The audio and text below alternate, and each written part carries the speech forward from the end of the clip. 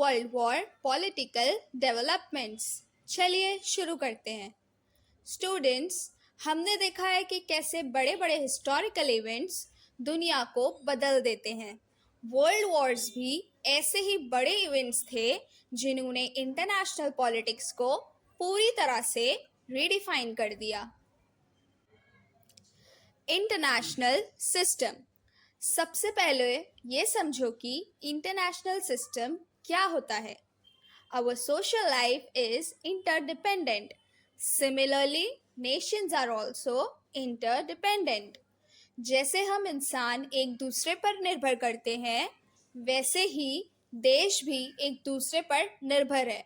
कोई भी देश पूरी तरह से अकेला नहीं रह सकता।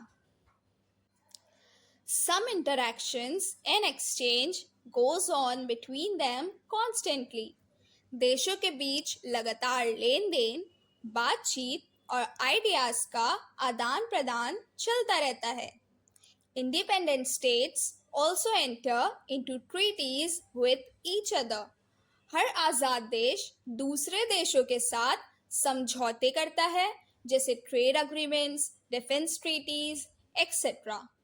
A system of all these independent sovereign state that is created is called the international system. जब ये सारे आज़ाद देश एक दूसरे से इंटरैक्ट करते हैं, ट्रीटीज करते हैं और एक व्यवस्था बनाते हैं, उस पूरी व्यवस्था को इंटरनेशनल सिस्टम कहते हैं। Interdependence. No underdeveloped, developing, or developed country is self-sufficient. Students, कोई भी देश, चाहे वो गरीब हो, डेवलपिंग हो या डेवलप्ड हो, पूरी तरह से आत्मनिर्भर नहीं है। हर किसी को कुछ ना कुछ दूसरे देश से चाहिए होता है, चाहे वो रॉ मटेरियल हो, टेक्नोलॉजी हो या मार्केट हो। Interdependence is an important feature of the international system. ये इंटरडिपेंडेंस ही इंटरनेशनल सिस्टम की सबसे खास बात है। एक देश में कुछ होता है तो उसका असर दूसरे देशों पर भी पड़ता है। Foreign policy. Every nation has policies about its internal dealings, also about its relation with other nations. This policy is called foreign policy. जैसे घर में हमारे कुछ नियम होते हैं, वैसे ही हर देश की अपनी अंदरूनी पॉलिसीज होती हैं। लेकिन दूसरे देशों के साथ रिश्ते कैसे होंगे, इसके लिए भी एक खास पॉलिसी होती है, जिसे फॉरेन पॉलिसी कहते हैं। इंडिया की भी अपनी फॉरेन पॉलिसी है जो हमारे नेशनल इंटरेस्ट को प्रोटेक्ट करती है। First world war. The First World War was fought from 1914 to 1918 between the Allied powers and the Central powers. पहले विश्व युद्ध 1914 से 1918 तक चला। The World War was fought between the Allied powers, Britain, France, Soviet Russia, Italy, and America, and the Central powers, Germany, Austria, Turkey, Hungary, and Bulgaria. इसमें दो groups थे, Allied powers and Central powers. Effects of First World War. The war caused a tremendous loss of life and property. लाखों लोग मारे गए और अरबों की संपत्ति का नुकसान हुआ। Even the countries which did not join the war were impacted by the war. जो देश युद्ध में शामिल नहीं थे, उन पर भी इनका असर पड़ा, जैसे economic slowdown. The countries which joined the war suffered tremendous economic losses. जिन देशों ने युद्ध लड़ा, उनकी इकोनॉमी बुरी तरह से टूट गई। Freedom movements started in the colonies. जब बड़े देश कमज़ोर हुए तो उनकी कॉलोनीज में आज़ादी की लड़ाइयाँ तेज़ हो गई। इंडिया भी इसका एक एग्जाम्पल है। These movements challenged the hegemony of the European nations. इन आज़ादी की लड़ाइयों ने यूरोपियन देशों की डोमिनेंस को चुनौती दी। Earlier empires in Europe collapsed and new nations came into being. European empires टूटे और नए देश बने, जैसा कि हमने ऊपर डिस्कस किया। Changes in Europe after First World War. First World War resulted in the disintegration of four empires: Russian, Austro-Hungarian, Ottoman Empire, German Empire. पहले विश्व युद्ध के बाद बड़े बड़े एम्पायर्स टूट गए: रशियन, ऑस्ट्रो हंगरियन, ओटोमन और जर्मन एम्पायर्स। ये बहुत बड़ा बदलाव था। New nation states like Poland, Finland, Hungary, Austria, Yugoslavia, Czechoslovakia, and Benin emerged in Europe after this war. जब ये बड़े एम्पायर्स टूटे तो उनकी जगह पर कई नए और छोटे देश बने, जैसे पोलैंड, फिनलैंड, हंगरी, ऑस्ट्रिया, यूगोस्लेविया और जेकोस्लोवेकिया। यूरोप का नक्शा ही बदल गया। Establishment of the League of Nations. With the thought of all the nations that there should be such a destructive war again, this international organization was established. पहले विश्व युद्ध की destruction को देखकर सब देशों ने सोचा कि आगे से ऐसा युद्ध नहीं होना चाहिए, इसलिए एक इंटरनेशनल ऑर्गेनाइजेशन बनाई गई जिसे लीग ऑफ नेशंस कहते हैं। इसका मकसद था दुनिया में शांति बनाए रखना। To solve international disputes, to carry out negotiations, and to avoid war were the responsibilities of the League of Nations. इसका मेन काम था देशों के बीच के झगड़ों को सुलझाना, बातचीत करवाना और युद्ध को रोकना। Failure of the League of Nations. लेकिन लीग ऑफ नेशंस अपने मकसद में पूरी तरह से सफल नहीं हो पाई। क्यों? The League of Nations could not establish peace in the world. वो दुनिया में पूरी तरह से शांति स्थापित नहीं कर पाई। It did not succeed at preventing war. ये दूसरे विश्व युद्ध को रोक नहीं पाई। Autocratic regimes came up in Germany, Italy, Spain, and other countries. Germany में हिटलर, इटाली में मसलूनी जैसे तानाशाह शासन आ गए, जिन्हें लीग रोक नहीं पाई। All these developments culminated in the Second World War. इन सभी रीजंस की वजह से ही दूसरा विश्व युद्ध हुआ। Second World War. The Second World War was fought between 1939 and 1945. दूसरा विश्व युद्ध 1939 से 1945 तक चला। ये पहले वाले से भी ज़्यादा विनाशकारी था। This war was fought between the Allied powers Britain, France, Australia, Canada, New Zealand, India, Soviet Russia, China, and America against the Axis power Germany, Japan, and Italy. इसमें भी दो बड़े ग्रुप्स थे, Allied powers and Axis powers. Due to the use of advanced technology and weapons, this war was more destructive compared to the First World War. नई और advanced technology जैसे tanks, airplanes और बाद में एटम बम का इस्तेमाल किया गया, जिसने इसे और भी डिस्ट्रक्टिव बना दिया। Countries which took part in the Second World War faced a situation of economic crisis. युद्ध में शामिल देशों को बड़े इकोनॉमिक संकट का सामना करना पड़ा। Use of atom bomb.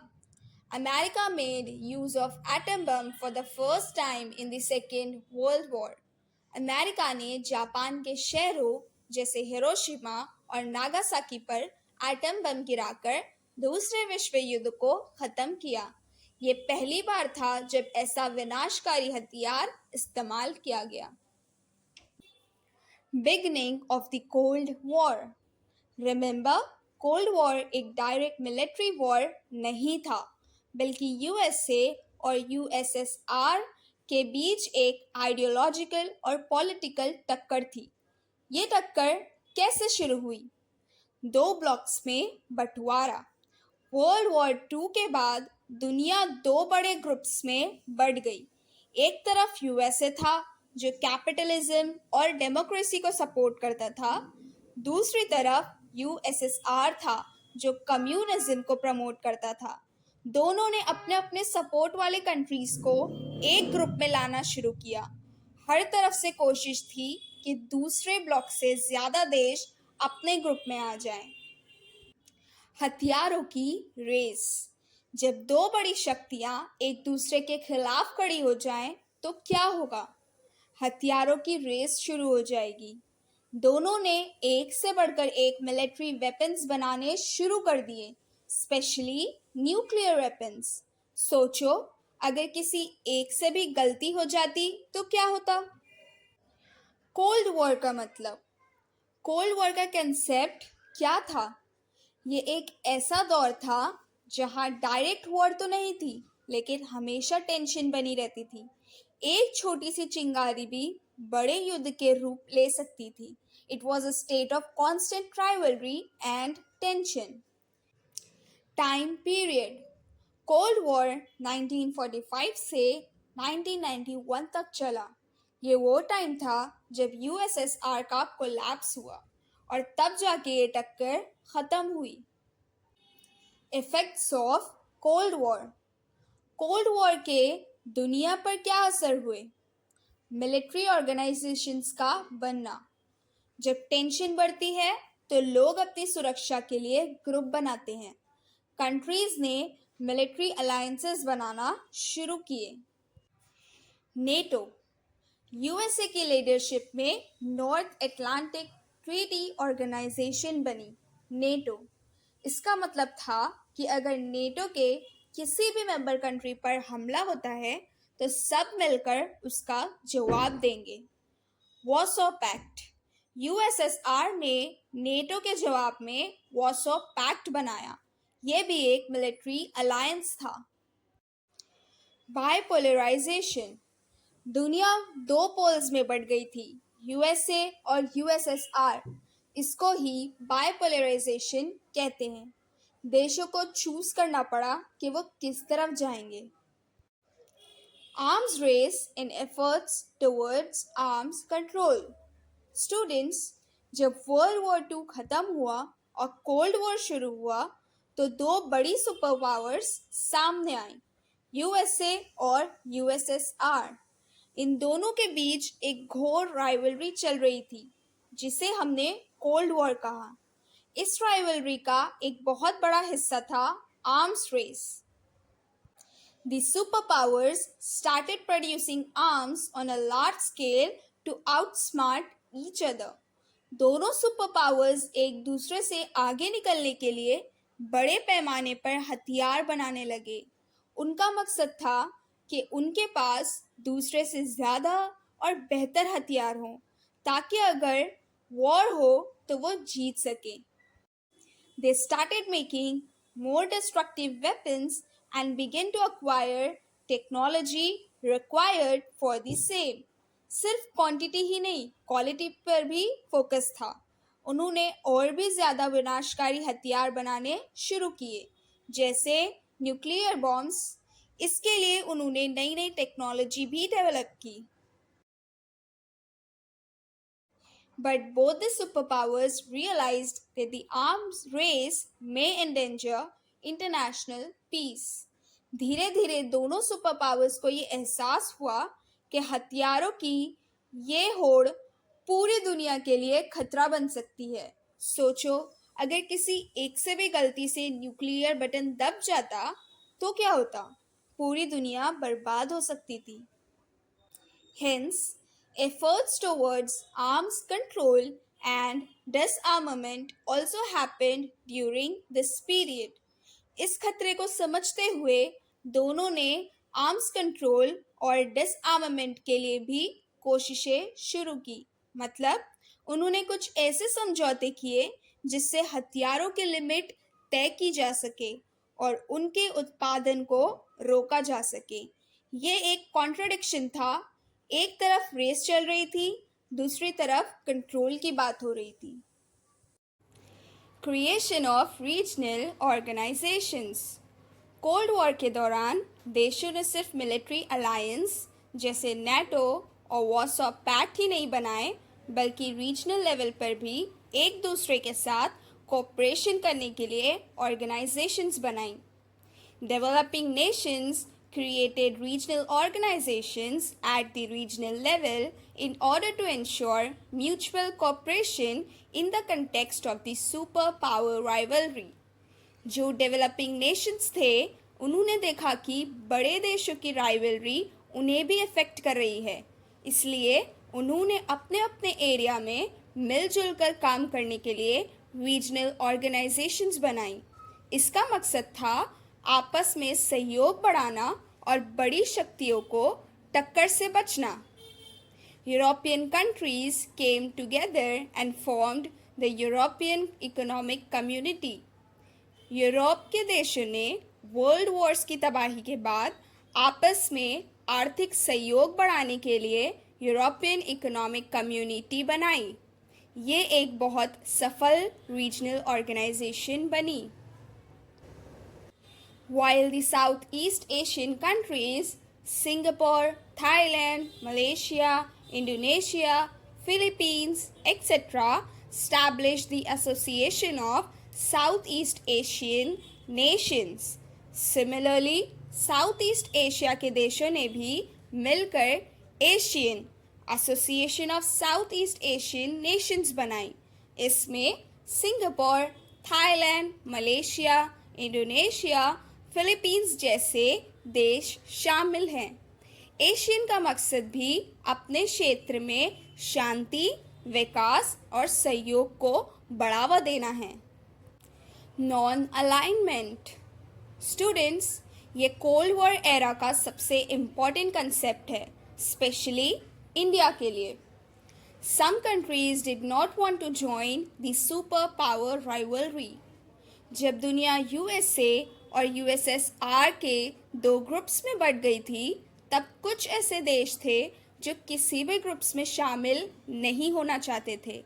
ये मोस्टली नए नए आज़ाद हुए देश थे, जैसे India. Such nations decided to stay out of the Cold War rivalry. Their policy is known as non-alignment. इन देशों ने कोल्ड वॉर की इस राइवलरी से दूर रहने का फैसला किया। उनकी इस पॉलिसी को नॉन अलाइनमेंट कहा गया। इसका मतलब ये नहीं था कि वो किसी से भी मतलब नहीं रखते थे।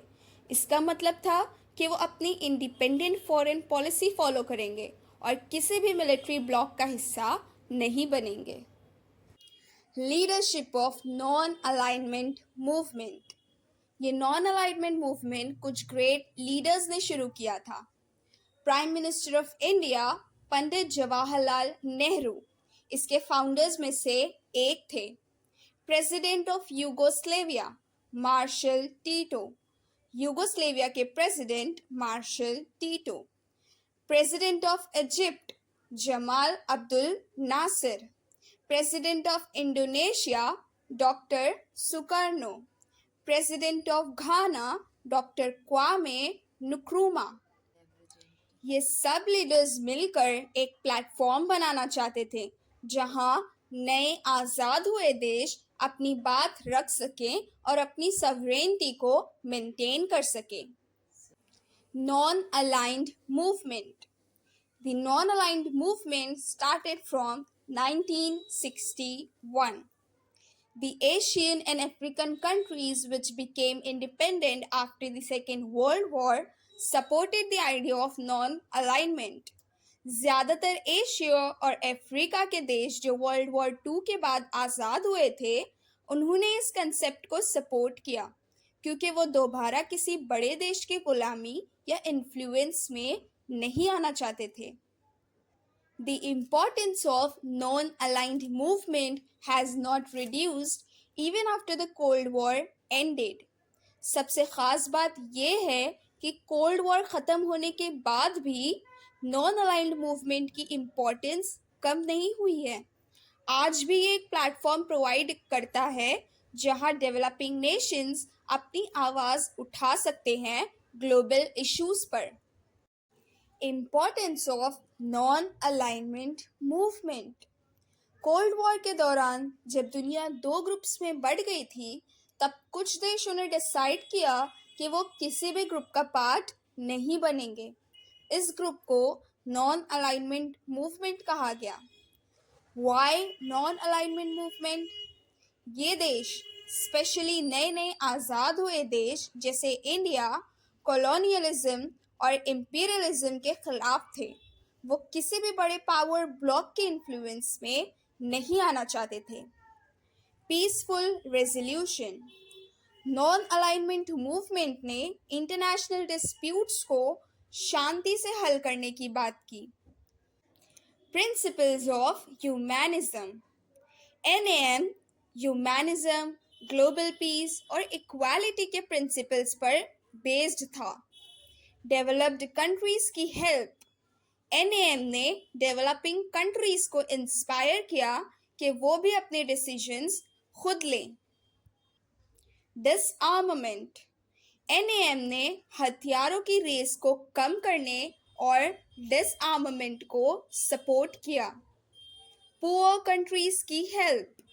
NAM ने पुअर और अनडेवलप्ड कंट्रीज की प्रॉब्लम्स को सॉल्व करने की बात की। New economic streams. इसने इंटरनेशनल पॉलिटिक्स में नए इकोनॉमिक स्ट्रीम्स और सोशल चेंजेस लाए। Self respect. NAM ने मेंबर कंट्रीज को इंटरनेशनल पॉलिटिक्स में सेल्फ रिस्पेक्ट के साथ अपनी जगह बनाने में मदद की। आप कंफ्यूज मत होइएगा। NAM का फुल फॉर्म है नॉन अलाइनमेंट मूवमेंट। याद रखिए। End of the cold war. Cold war का अंत कैसे हुआ? Soviet Russia adopted the policy of opening up the economy and loosened control over the economy.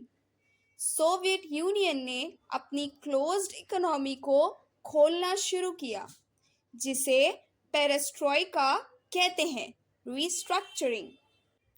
Mikhail Gorbachev, the then president of the Soviet Russia, implemented the policies of restructuring and openness.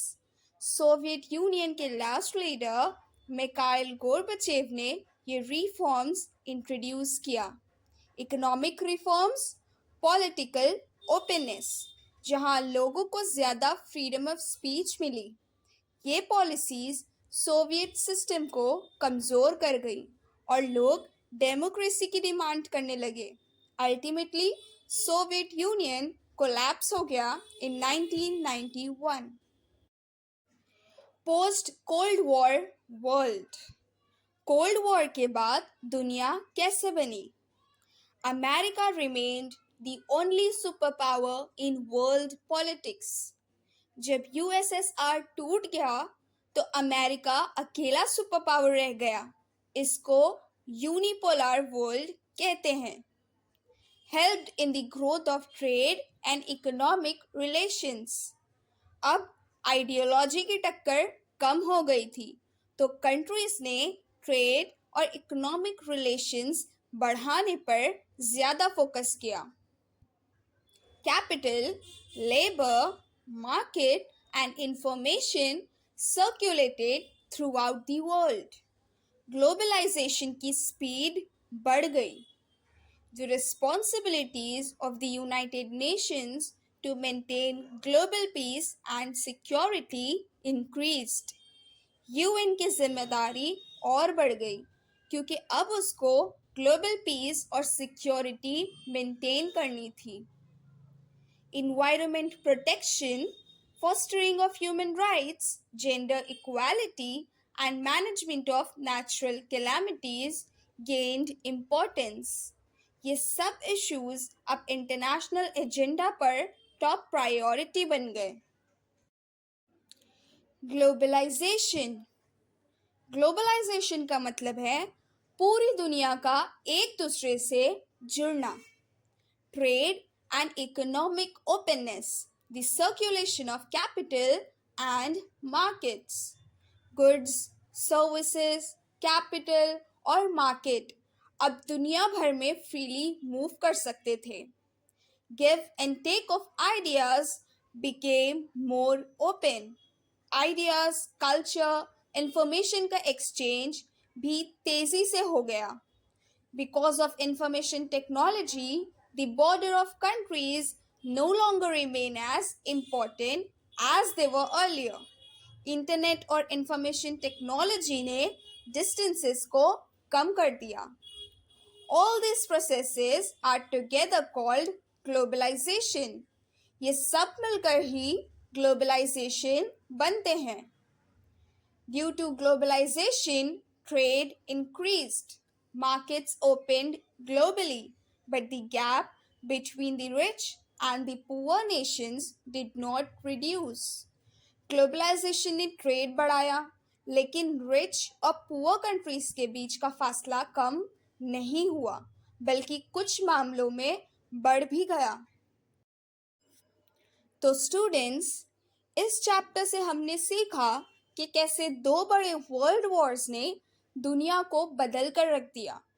Cold war ने एक नया power struggle लाया और उसके बाद globalisation ने पूरी दुनिया को एक ग्लोबल विलेज बना दिया.